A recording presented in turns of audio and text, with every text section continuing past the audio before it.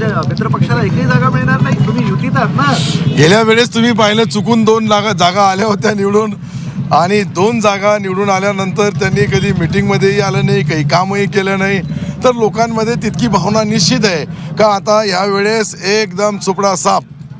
तुमचे विरोधक असे म्हणतात की मशीन जाणीवपूर्वक बंद पाडले जात आहेत. एक लक्षात घ्या, हे इलेक्शन प्रक्रिया, हे निवडणूक निर्णय अधिकाऱ्याचं ते काम आहे, ते माझा काम नाही आहे.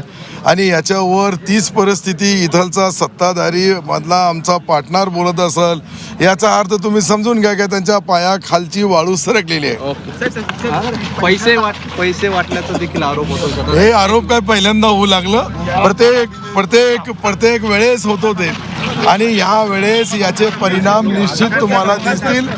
अशा पद्धतीने ही निवडणूक वन वे होणार आहे आणि एकतर्फी होणार आहे.